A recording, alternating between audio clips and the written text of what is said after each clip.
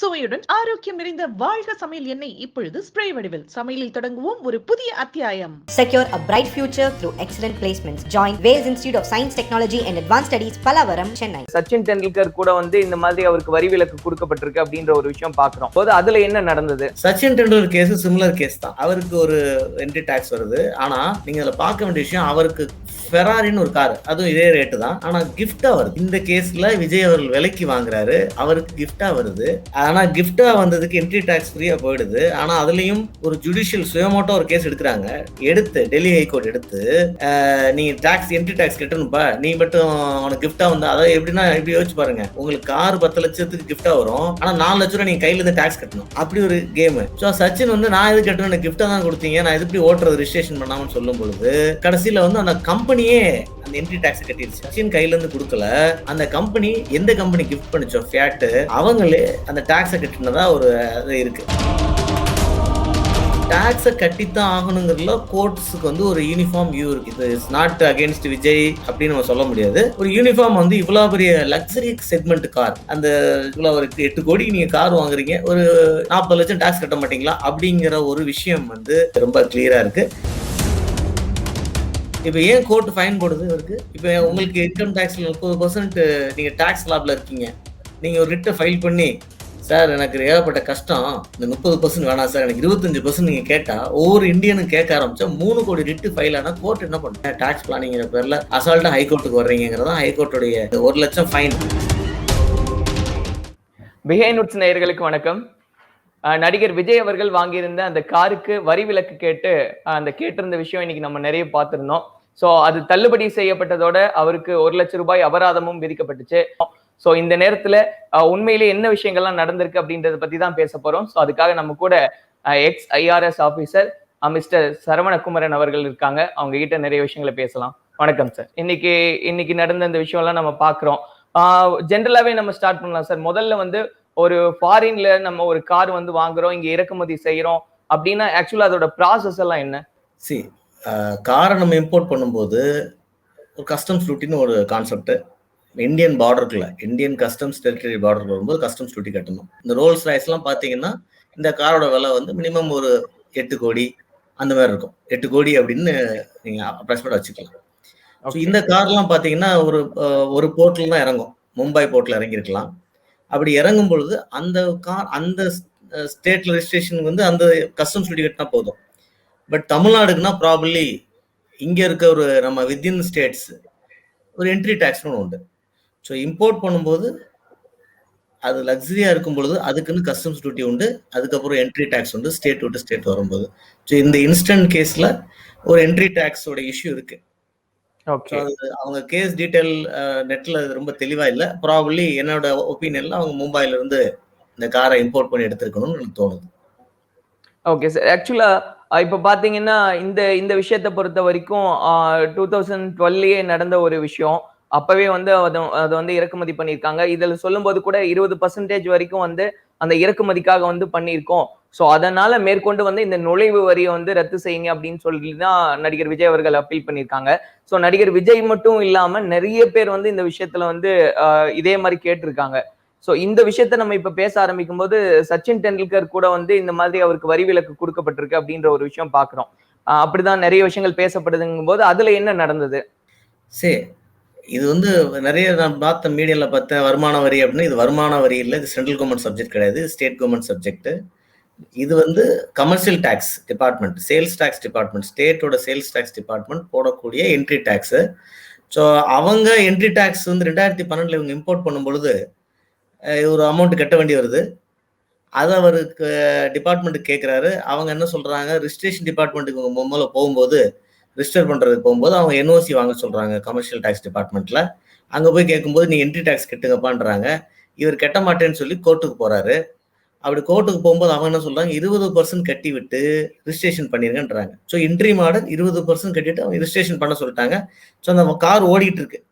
So அந்த ஜட்ஜ்மெண்ட்ல mention பண்ணியிருக்காரு, ஏன் 9 வருஷம் இழுத்தீங்க அப்படின்னு கேட்டிருக்காரு. அப்ப என்ன அர்த்தம், இந்த ஆக்டர் விஜயோடைய டீம் வாய்தா வாங்கியிருக்கணும். ஏதோ ஒரு காரணத்துக்காக இது டாக்ஸ் கட்டிட்டு போயிருக்க வேண்டியது, எதுக்கு 9 வருஷம் இழுக்கணும்னு இருக்கு. இப்ப இது ஒரு கான்செப்ட். ஸோ இன்னைக்கு ஆர்டர் என்ன சொல்றாங்க, நீங்க இதுக்கு டாக்ஸ் கட்டிட்டு ஒரு ரியல் ஹீரோவா டாக்ஸ் கட்டிட்டு நீங்க வந்து பண்ணிருக்கணும் சார். நீங்க ஒரு மாடலா இருக்கணும் சொசைட்டிக்கு, நீங்க மிஸ்கைட் பண்ணிட்டீங்கன்னு ஒரு அப்சர்வேஷன் ஜட்மெண்ட்ல இருக்கு. Sachin Tendulkar case similar case தான். அவருக்கு ஒரு என்ட்ரி டாக்ஸ் வருது. ஆனா நீங்க அதுல பார்க்க வேண்டிய விஷயம், அவருக்கு ஃபெராரின்னு ஒரு கார், அதுவும் இதே ரேட்டு தான், ஆனா கிஃப்டா வருது. இந்த கேஸ்ல விஜய் அவர்கள் விலைக்கு வாங்குறாரு, அவருக்கு கிஃப்டா வருது. ஆனா கிஃப்டா வந்ததுக்கு என்ட்ரி டாக்ஸ் ஃப்ரீயா போயிடுது. ஆனா அதுலயும் ஒரு ஜுடிஷியல் சுயமோட்டோ ஒரு கேஸ் எடுக்கிறாங்க. எடுத்து டெல்லி ஹைகோர்ட் எடுத்து நீ டாக்ஸ் என்ட்ரி டாக்ஸ் கட்டணும்ப்பா, நீ மட்டும் உனக்கு கிஃப்டா வந்தா, அதாவது எப்படின்னா இப்படி யோசிச்சு பாருங்க, உங்களுக்கு கார் 10 லட்சத்துக்கு கிஃப்டா வரும், ஆனா 4 லட்ச ரூபா நீங்க கையில இருந்து டாக்ஸ் கட்டணும். அப்படி ஒரு கேமு. ஸோ சச்சின் வந்து நான் எது கட்டணும், எனக்கு கிஃப்டா தான் கொடுத்தீங்க, நான் இது எப்படி ஓட்டுறது ரிஜிஸ்ட்ரேஷன் பண்ணாமன்னு சொல்லும் பொழுது கடைசியில வந்து அந்த கம்பெனியே அந்த என்ட்ரி டாக்ஸ் கட்டிருச்சு. ஸோ நம்ம என்ன சாராம்சம் பார்க்குறோம், அவர் வெய்வர் ஆகல, சச்சின் கையில இருந்து கொடுக்கல, அந்த கம்பெனி எந்த கம்பெனி கிஃப்ட் பண்ணிச்சோ ஃபியாட்டு, அவங்களே அந்த டாக்ஸை கட்டினதா ஒரு இது இருக்கு. ஸோ டாக்ஸை கட்டித்தான் ஆகணுங்கிறதுல கோர்ட்ஸுக்கு வந்து ஒரு யூனிஃபார்ம் வியூ இருக்கு. இது இட்ஸ் நாட் அகேன்ஸ்ட் விஜய் அப்படின்னு நம்ம சொல்ல முடியாது. ஒரு யூனிஃபார்ம் வந்து இவ்வளோ பெரிய லக்ஸரி செக்மெண்ட் கார், அந்த இவ்வளோ ஒரு 8 கோடிக்கு நீங்க கார் வாங்குறீங்க, ஒரு 40 லட்சம் டாக்ஸ் கட்ட மாட்டீங்களா அப்படிங்கிற ஒரு விஷயம் வந்து டாக்ஸ் கட்டணும் அப்படிங்கிற ஒரு விஷயம் வந்து ரொம்ப கிளியரா இருக்கு. அதை விட ரியல் மாடலா அதை நீங்க பண்ணீங்கன்னா உங்களுடைய மற்றவங்க எல்லாம் பண்ண போறாங்க, ஃபாலோ பண்ண போறாங்க. அதை ஜட்ஜி அப்சர்வ் பண்ணிருக்காரு. நீங்க வந்து நாளைக்கு திடீர்னு ஆட்சியிலலாம் வர்றாங்க, தமிழ் சினிமால, தமிழ்நாட்டுல மட்டும் ரியல் ஹீரோவா மாறுவாங்க, ஆட்சிக்கெல்லாம் வர்றாங்க. ஸோ உங்களை பார்த்து நாடு கெட்டு போயிடக்கூடாது, நீங்க அதுக்கு மாடலா இருக்குன்னு சொல்லியிருக்காரு. ஸோ இதுதான் சச்சின் மேட்டர்ல இருக்க ஒரு clarity. Alex Joseph car smuggler அந்த கேஸ் பத்தி கேள்விப்பட்டிருப்போம்ல சார், அதுல நடந்த விஷயம் என்ன? அந்த ஸ்மக்லிங் கார் வந்து எப்படின்னா, இப்போ ஃபார் எக்ஸாம்பிள் நீங்க இந்த காருக்கு வந்து இது ஒரு ஓல்டு இஷ்யூ, அந்த டெக்னிக். நீங்க வந்து கார் 8 கோடின்னு சொல்றேன், 8 கோடிக்கு நான் 200% 300% டாக்ஸ் போடுவேன். நான் முதல்ல எதுக்கு டாக்ஸ், லக்ஸரின்ல எல்லாம் டாக்ஸ், ஃபாரின் லிக்வருக்கு டாக்ஸ் ஜாஸ்தி இருக்கும், சரியா? அப்ப நான் போடும்போது என்ன பண்ணுவாங்க சில மெத்தப்படுத்த அறிவாளிகள், இப்ப நான் வீல் தனியா, இது தனியா, இன்ஜின் தனியா, எல்லாம் தனித்தனியா இம்போர்ட் பண்ணுவாங்க. ஒரு 4 ஐட்டம் பாம்பேல இம்போர்ட் பண்ணுவாங்க, வீல இன்ஜினா கல்கட்டால இம்போர்ட் பண்ணுவாங்க.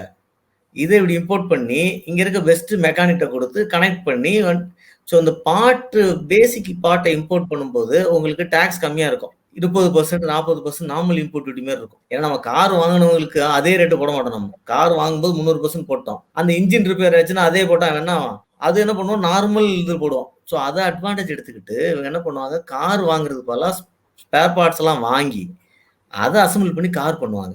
ஸோ இது இம்போர்ட் கார் கிடையாது, imported equipment made into a car, assemble into a car. அதுக்கு இப்போ இந்த ஸ்கோடா ஃபேக்டரியில் என்ன பண்றாங்க, ஸ்கோடா வந்து மெஜாரிட்டி ஐட்டத்தை வாங்கி இங்க அசம்பிள் தான் பண்ணுவாங்க. ஸோ அதையே பிரைவேட்ல பண்ணி டாக்ஸ் சேவ் பண்ணுவேன். இது யார் வாங்குவாங்க, பெரிய ஆளு தான் வாங்குவாங்க. அது அசம்பிள் பண்ணாலும் எவ்வளவு வரப்போகுது, 6 கோடி வரப்போகுது. ஸோ அதை யார் வாங்குவாங்க, இவங்க தான் வராங்க. ஸோ யாருக்கு மாடலா இருக்காங்க அவங்க, திருப்பி சொசைட்டிக்கு ஒரு ராங் மாடலா இருக்காங்க ஒரு விஷயத்துலங்கிறது. ஸோ அது வந்து is a serious offence, very intensive alleged offence. இது வந்து ஒரு சீரியஸ் அஃபென்ஸ்ல ஒரு ராங் டாக்ஸ் பிளானிங், ஒரு மிஸ்கைடன்ஸ். இப்போ ஏன் கோர்ட் ஃபைன் போடுது இவருக்கு, இப்போ உங்களுக்கு இன்கம் டாக்ஸ்ல 30% நீங்க டாக்ஸ் லாப்ல இருக்கீங்க, நீங்க ஒரு ரிட்டை ஃபைல் பண்ணி, சார் எனக்கு ஏகப்பட்ட கஷ்டம், இந்த 30% வேணாம் சார், எனக்கு 25% நீங்க கேட்டா, ஒவ்வொரு இந்தியனும் கேட்க ஆரம்பிச்சா 3 கோடி ரிட்டு ஃபைல் ஆனா கோர்ட் என்ன பண்ணும்? ஸோ உங்களுக்கு ஒரு டாக்ஸ் லாப் பார்லிமெண்ட் பாஸ் பண்ணிடுச்சுன்னா நீங்க என்ன கஷ்டமோ நஷ்டமோ கட்டிடணும். இதுதான் இயற்கை. நான் போய் எனக்கு தனி கஷ்டம் இருக்குன்னு சொல்லும் போது நான் ரொம்ப கேர்ஃபுல்லா யோசிச்சு சொல்லணும். ரொம்ப ரொம்ப கேர்ஃபுல்லா இதை நான் கேட்கலாமா, எனக்கு உரிமை இருக்கா அப்படின்னு யோசிச்சு சொல்லணும். அதை யோசிக்காமல் அதுவும் வந்து ஒரு ஹீரோங்கிறதையே மறைச்சு சொல்லியிருக்காங்கிறதா இன்னொரு அஃபென்ஸ். அதை நான் ரொம்ப சாதாரண ஆளுங்க, நான் இன்கம் டாக்ஸ்ல சொல்லுவேன், நான் ஜாயின்ட் கமிஷனர் இருக்கும்போது சொல்லுவோம், யாராவது சம்டைம்ஸ் பெரிய கிளைண்ட்ஸ் அசஸ்ஸீஸ் கூட, இப்போ கிளைண்ட் நான் சொல்றது காரணம் டாக்ஸ் ப்ராக்டிஸ் இருக்கனால எங்களை இப்போ நான் கிளைண்ட்னு கூப்பிடுறோம். அப்போ அசஸ்ஸீஸ் வந்து ரொம்ப ஏழையா இருக்க மாரி ஆக்ட் பண்ணுவாங்க. சார் ஒன்றும் இல்லை சார், நான் சாதாரண ஆள் சார்பாங்க. அந்த மாதிரி இவர் வந்து விஜய் வந்து ஒரு நான் தான் சூப்பர் நடிகர்னு சொல்லாம இவர் வந்து யாருன்னே தெரியாம ஒரு பெட்டிஷனை ஃபைல் பண்ணியிருக்காங்க. இது நேச்சுரலா யாரா இருந்தாலும் கொஞ்சம் இரிட்டேட் ஆகும். அதுவும் இதுல ஒரு மைனஸ். அதை மறைக்க வேண்டிய அவசியம் என்னங்கிறத விஜய் சீரியஸா சொல்லணும். சார் இப்போ ஜென்ரலாவே வந்து ஒரு சொகுசு கார் வாங்குறோம், நம்ம இங்க இந்தியால இறக்குமதி பண்றோம் அப்படின்னா டாக்ஸ் வந்து ரொம்ப அதிகமா இருக்கு அப்படின்றது தான் எல்லாருடைய கருத்தா இருக்கு. ஸோ என்ன காரணம் அப்படி என்னெல்லாம் நம்ம கட்ட வேண்டியது இருக்கு? ஏன்னா ஒரு ஒரு வேல்யூக்கு சொல்றேனே, இப்போ ஒரு கோடி ரூபாய் காரை வந்து இங்க நம்ம வாங்கணும் அப்படின்னா எல்லாமே சேர்த்து கிட்டத்தட்ட ஒரு 4 கோடி ரூபாய்க்கு மேல வந்துருது. அப்போ எப்படி அது பாசிபிள் அப்படின்றது கேள்வி இருக்கு. என்னெல்லாம் அதுக்குள்ள இன்க்ளூட் ஆகுது சார்? இல்ல அதாவது இம்போர்ட் டியூட்டில ஆரம்பிச்சு நமக்கு இங்க ரோட் டாக்ஸ் வரைக்கும், அதாவது சென்ட்ரல் கவர்மெண்ட்ல இருந்து கஸ்டம்ஸ் இம்போர்ட் டியூட்டி, அந்த இம்போர்ட் டியூட்டியோட சைஸ் நம்ம பெருசா கொடுப்போம். ஏன் பெருசா கொடுக்குறோம்னா அதுக்கு லாஜிக் இருக்கு. நீங்க வந்து நிறைய இப்ப எனக்கு வேலை வாய்ப்பு கொடுக்கணும், வேலை வாய்ப்பு கொடுக்கணும், நீங்க ஃபேக்டரி இங்க வச்சிருக்கணும். இங்க நீங்க கார் ஃபேக்டரி ஆரம்பிச்சுட்டு அந்த கார்லாம் உற்பத்தி பண்ற கார்லாம் நீங்க இந்தியாவில் விற்க முடியலன்னு வச்சுக்கோங்க, சரியா? அந்த கம்பெனி காலி ஆயிடும். ஸோ நம்ம என்ன பண்றோம், ஃபாரின் கம்பெனிஸ் இந்தியாவில் வச்சு மேனுஃபேக்சர் பண்ண சொல்லி விற்க சொல்றோம். ஸோ இந்தியன் டெரெயின்ல மேனுஃபேக்சர்டு காருக்கு நம்ம அவ்வளோ போட மாட்டோம். இதே வெளியில மேனுஃபேக்சர் பண்ண காருக்கு இந்த இம்போர்ட் டியூட்டி ஹெவியா போடுறோம். அதுக்கப்புறம் ஸ்டேட்ஸ் என்ன பண்றாங்க, லக்ஸரி செக்மெண்ட்ஸ்னா அந்த ரோடு என்ட்ரி டாக்ஸ் காஸ்ட்லியா வச்சிருக்காங்க. ஒரு சாதாரண ஒரு மாருதி ஜென் காரை நீங்க அங்கிருந்து டெல்லில இருந்து இங்க மாத்துறீங்கன்னா ஒரு பெரிய அந்த வேல்யூவேஷன் போட்டு ஒரு சின்ன டாக்ஸ் தான் போடுவாங்க ரிஜிஸ்ட்ரேஷன் பண்றது. ஆனா இந்த மாதிரி லக்ஸரி செக்மெண்ட்டை நம்ம கொஞ்சம் டீப்ரமோட் பண்றது காரணம், அது லக்ஸரி டீப்ரமோட் பண்ணல, அதை அதிகமாக அவன் கட்டணும். ஸோ தட் நான் ஒரு பக்கம் லோக்கல் எம்ப்ளாய்மெண்ட்டை நான் ஹாப்பி பண்றேன், லோக்கல் ப்ரொடக்ஷன் ஆஃப் கார் நான் அதிக மார்க்கெட் பண்றேன், நான் டிஃபரன்ஸ் கொடுக்குறேன். இந்த கார் நான் 5 கோடி கொடுத்துட்டு இந்தியன் மேனுஃபேக்சர்டு பென்ஸை வந்து நான் 3 கோடி கொடுத்தா I am giving advantage to Indian manufactured Benz. Benz luxury தான். ஆனா இது இந்த இவர் ஏன் இது இம்போர்ட் பண்ணணும்? ரோல்ஸ் ராய்ஸே இம்போர்ட் பண்ணணும். ரோல்ஸ் ராய்ஸ் இந்தியாவில் மேனுஃபேக்சர் பண்ண முடியாது. பென்ஸ்லேயே சில மாடல் இந்தியாவில் மேனுஃபேக்சர் ஆகிறதில்ல. ஸோ எது இந்தியாவில் மேனுஃபேக்சர் ஆகுதோ அதுக்கு அட்வான்டேஜ் கொடுக்குறோம், வெளிலேருந்து வர்றதுக்கு ஒரு டிஸ்அட்வான்டேஜ் கொடுக்குறோம். ஏன்னா அதை நான் ப்ரொமோட் பண்ணணும். இதெல்லாம் வேரியஸ் எக்கனாமிக்கல் ரீசன்ஸ், சரியா? ஆனா என்ன நம்ம கோர்ட் எதிர்பார்க்குது, ஒரு அரசாங்கம் ஒரு எக்கனாமிக் பாலிசிக்காக ஒன்ன சொல்றாங்க, இதுக்கு டாக்ஸ் கொடுப்பா. நீங்க சிகரெட் எடுத்துங்க சார், சிசர்ஸ்க்கும் நார்மலுக்கும் இம்போர்ட்டட் சிகரெட் பிராண்ட்ஸ்க்கும் நம்ம டிஃப்ரென்ஸ் வச்சிருக்கோம். ஏன் சார் நான் அந்த சிகரெட் குடிக்கக்கூடாதா, ஏன் நீங்க 300% டியூட்டி போடுறீங்கன்னு கேட்ட என்ன அர்த்தம்? அது ஒரு பர்பஸ் இருக்கு. நான் டீ ப்ரொமோட் பண்றேன் பிளஸ் இது பண்றேன். ஸோ அதை நீங்க ரெஸ்பெக்ட் பண்ணல, அதை நீங்க வந்து ரொம்ப அசால்ட்டா ஹேண்டில் பண்றீங்க, டாக்ஸ் பிளானிங்கிற பேர்ல அசால்ட்டா ஹைகோர்ட்டுக்கு வர்றீங்கிறதா ஹைகோர்ட்டுடைய இந்த 1 லட்சம் ஃபைன். 1 லட்சம் ஃபைன் சிம்பாலிக். அவங்க கோவிட் இதுல வந்து இட்ஸ் நாட் அ பெயின் இந்த மணி. 1 லட்சத்தினால ஒன்றும் இல்லை, but it's a message to society. It's a message to society. இந்த மாரி ஒரு பெரிய செலிபிரிட்டிஸ் இந்த செய்தியை ஃபாலோ பண்ண நிறைய பேருக்கு வந்து டாக்ஸோடைய சிக்னிஃபிகன்ஸை சொல்றாரு. ஜட்ஜ் வந்து ஆர்டிகல் 38 பத்தி பேசுறாரு. பூவருடைய level of life, social level of லைஃபை இன்க்ரீஸ் பண்றதை பத்தி பேசுறாரு. டாக்ஸேஷனுடைய ஓவரால் பெனிஃபிட்டை பேசுறாரு. ஒரு இன்கம் டேக்ஸுக்காக, சென்ட்ரல் எக்ஸைஸ்க்காக, ஜிஎஸ்டிக்காக பேசுனா எப்படி பேசணுமோ ஒரு ரெஸ்பான்சிபிளான ஒரு ஸ்டேட்மெண்ட்டா நான் பாக்குறேன். இப்போ ஒரு கார் வந்து நம்ம ஃபாரின்ல இருந்து வாங்குறோம் அப்படின்னா சோ என்ன ப்ரொசீஜர்ஸ் எல்லாம் ஃபாலோ பண்ணும் ப்ராப்பரா அந்த கார் இங்க கொண்டு வரதுக்கு? சரி, ஒன்ஸ் டீலர்ஸ் வந்து நீங்க ஒரு பென்ஸ் ஷோரூம் போறீங்க, பென்ஸ் ஷோரூம்ல இப்போ E220, GLA 220 இதெல்லாம் பாத்தீங்கன்னா உங்களுக்கு இங்க இருக்கும், இந்தியாவில இருக்கும். ஸோ அந்த காரை நீங்க இங்க ஷோரூம்ல நீங்க புக் பண்ண போறீங்க, அவங்க ஒரு பிரைசிங் சொல்லுவாங்க. எக்ஸ் ஷோரூம் பிரைஸ் நீங்க சென்னையில அந்த பிரைஸ் நீங்க பே பண்ணிட்டு ப்ராபப்லி ஒரு 55 lakhs 60 lakhs வரைக்கும் நீங்க பே பண்ணிடுவீங்க. அதுல சென்ட்ரல் கவர்மெண்ட்டுடைய ரெகுலர் டாக்ஸஸ், நம்ம குட்ஸ் அண்ட் சர்வீஸ் டாக்ஸ் உடைய அந்த ரெகுலர் டாக்ஸ் அப்ளிகேஷன்ஸ் வந்துடுது. இப்போ எக்ஸாக்ட் வேல்யூவேஷன் நான் பார்க்கணும். அதுக்கடுத்து நீங்கள் ரிஜிஸ்ட்ரேஷன் போவீங்க. ரிஜிஸ்ட்ரேஷன் போகும்போது இந்த இன்வாய்ஸ் எல்லாம் காட்டினோன்னா அவங்க ரிஜிஸ்டர் பண்ணிடுவாங்க. ரோட் டாக்ஸ் லெவி பண்ணுவாங்க. அந்த ரோட் டாக்ஸை ஆர்டிஓ ஆஃபீஸ் கலெக்ட் பண்ணி கொடுத்தோம். இதோட அந்த ப்ரொசீஜர் முடிஞ்சிருது. இதே நீங்கள் பென்ஸுக்கு போகிறீங்க, ஒரு ஏஎல்ஏ ஒரு ஸ்பெஷல் மாடல், அது இந்தியாவில் மேனுஃபேக்சர்டு இல்லை, புனேல இல்லை, நீங்கள் வந்து நேராக ஜெர்மன்லேருந்து இம்போர்ட் பண்ணுறேன்னு வச்சுங்க. அவங்க என்ன பண்ணுவாங்கன்னா அந்த இம்போர்ட் டியூட்டி ஆட் பண்ணுவாங்க. இதே பில்லு இம்போர்ட் டியூட்டி ஆட் பண்ணுவாங்க. நீங்கள் அதுக்கு நிறைய க்ரிடென்ஷியல்ஸ், அதாவது நீங்கள் யார், என்ன பணம் வெளியே போகுது, அந்த க்ரிடென்ஷியல்ஸ்லாம் நீங்கள் கொடுக்கணும். கொடுத்ததுக்கப்புறம் அந்த இம்போர்ட் டியூட்டி எவ்வளோங்கிறத கால்குலேட் பண்ணி அதில் பில்லை சேர்த்துருவாங்க. ஸோ உங்களுக்கு வரும்போதே price in land where it's from it is getting imported, அங்கே ப்ரைஸ் என்ன, இந்தியாவில் லேண்ட் ஆகும்போது அட் போர்ட் இம்போர்ட் டியூட்டி என்ன, அப்புறம் உள்ளே வந்ததுக்கப்புறம் இந்த சர்வீஸ் டாக்ஸஸ் என்ன, அதுக்கப்புறம் நீங்கள் போனோன்னா இந்த வண்டிக்கு நார்மல் வெஹிக்கிள், இந்தியாவில் ஓடுற வெஹிக்கிள், ஸ்டாண்டர்ட் வெஹிக்கிளுக்கு நீங்கள் டைரெக்டாக ரோட் டாக்ஸ் போயிடுவீங்க. அப்நார்மல் வெஹிக்கிள்ஸ்க்கு தனியா இப்போ புதுசா ஒரு வண்டி வந்து ரோட்ல ஓடணும்னா அதுக்கு ஒரு தனி அப்ரூவல் இருக்கு. That state government has to give. அதுக்கு தனியா டாக்ஸ் சிஸ்டம்லாம் இருக்கு.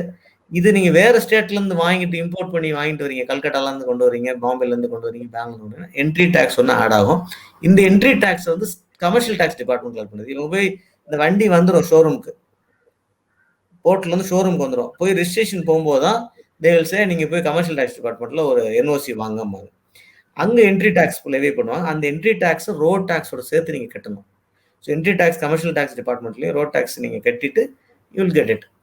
ஸோ இப்போ இதுல வந்து ரொம்ப ரொம்ப ஒன்றும் என்ன சொல்றது, ரொம்ப காம்ப்ளிகேட்டடான சப்ஜெக்ட் கிடையாது. இது எப்படின்னா, சார் தெரியாம தப்புன்ட்டாங்க இவ்வளவு ப்ரொசீஜர், அதெல்லாம் இல்லை. ரொம்ப ரொம்ப எஸ்டாப்ளிஷ்டு ப்ரொசீஜர்ஸ் இருக்கு.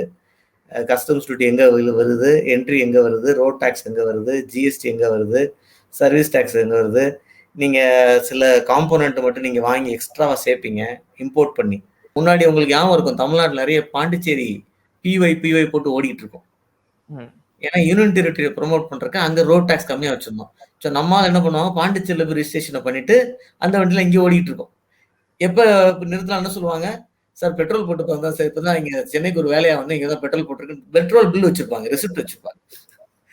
ஸோ அந்த மாரியும் உண்டு. ஸோ இப்போ அதுல டிஃபரன்ஸ் கம்மியாயிடுச்சு. ஸோ நம்ம இப்போ அந்த யூனியன் டெரிட்டரிக்கு பெனிஃபிட் நம்ம எடுத்துட்டோம். ஆல்மோஸ்ட் ஒன் நேஷன் ஒன் பாலிசியில ஜிஎஸ்டியில் நிறைய மார்ஜினல் கம்மியாயிடுச்சு. ஸோ இப்போ அந்த ஒர்க் முடிஞ்சிருச்சு.